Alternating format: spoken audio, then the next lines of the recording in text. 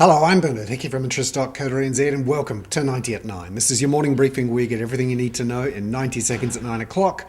Starting now with news, the Bank of Japan has announced more money printing to buy government bonds. It's increased its bond buying program by 10 trillion yen to 80 trillion yen. That's worth about 1 trillion US dollars. It's also removed the floor it had put on the yield for buying of bonds. Get this, 0.1% was the floor, and it's going to buy bonds for less than that.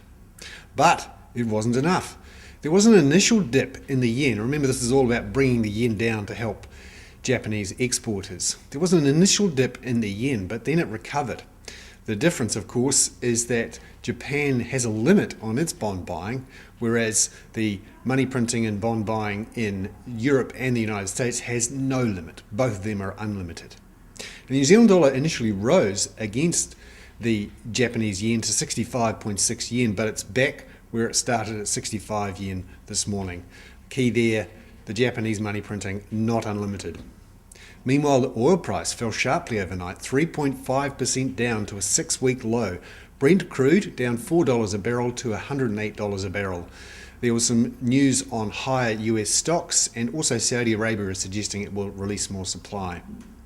US stock markets were up a bit overnight after the Japanese stimulus and better than forecast existing home sales in the United States. Gold rose to a 27-week high, up just a little bit to $1,771 an ounce. It's up 13% this year on all that money printing. And finally, the New Zealand June quarter GDP figure is expected later today, about 10:45, expected to rise 0.4% in the quarter.